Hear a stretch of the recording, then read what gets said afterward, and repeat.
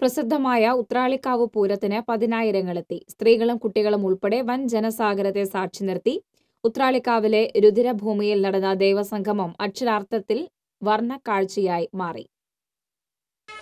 കനത്ത വേനൽ ചൂടിലും ആയിരക്കണക്കിന് പൂരപ്രേമികളാണ് ഉത്രാളിക്കാവിലെ രുധിരഭൂമിയിലേക്ക് ഒഴുകിയെത്തിയത്.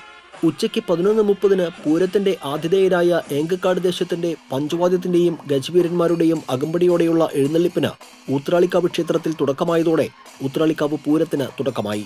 തിരുവമ്പാടി ചന്ദ്രശേഖരൻ തിടമ്പേറ്റി. കുനിശ്ശേരി അനിയന്മാരാരുടെ പ്രമാണത്തിൽ നടന്ന പഞ്ചവാദ്യം നാദവിസ്മയമായി. 12 മണിയോടെ വടക്കാഞ്ചേരി വിഭാഗത്തിന്റെ ചരിത്രപ്രസിദ്ധമായ നടപ്പുര പഞ്ചവാദ്യത്തോടെയുള്ള എഴുന്നള്ളിപ്പ് കരുമരക്കാട് ശിവക്ഷേത്രത്തിൽ തുടക്കമായി.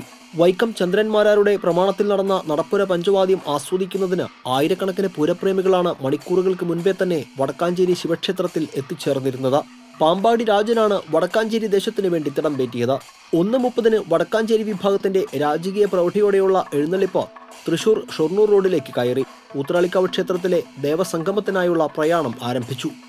ഏങ്കക്കാട് ദേശത്തിന്റെ എഴുന്നള്ളിപ്പ് ഉത്രാളിക്കാവ് ക്ഷേത്രത്തിൽ നിന്നും പുറത്തു കടന്നതോടെ കുമരനെല്ലൂർ ദേശത്തിന്റെ പഞ്ചവാദ്യത്തോടെയുള്ള എഴുന്നള്ളിപ്പ് ഉത്രാളിക്കാവ് ക്ഷേത്രത്തിൽ ആരംഭിച്ചു. പുതുപ്പള്ളി കേശവനാണ് കുമരനെല്ലൂർ ദേശത്തിനു വേണ്ടി തിടമ്പേറ്റിയത്. ചോറ്റാനിക്കര വിജയന്റെ പ്രമാണത്തിൽ നടന്ന ഗംഭീര പഞ്ചവാദ്യത്തിന് ശേഷം ഉത്രാളിക്കാവ് ക്ഷേത്രത്തിൽ നിന്നും കുമരനെല്ലൂർ ദേശം പുറത്തു കടന്നതോടെ ദേശങ്ങൾ തിരിഞ്ഞുള്ള എഴുന്നള്ളിപ്പിന് തുടക്കമായി. എഴുന്നള്ളിപ്പിന് ശേഷം പൂതൻ, തിറ, ഹരിജൻവേല, കാളകളി എന്നീ ചെറുപൂരങ്ങൾ ഉത്രാളിക്കാവ് ക്ഷേത്രസന്നിധിയിൽ നിറഞ്ഞാടി. തുടർന്ന് 3 ദേശങ്ങളും ചേർന്നുള്ള മനോഹരമായ കൂട്ടിയെഴുന്നള്ളിപ്പ് നടന്നു. TCV വടക്കാഞ്ചേരി.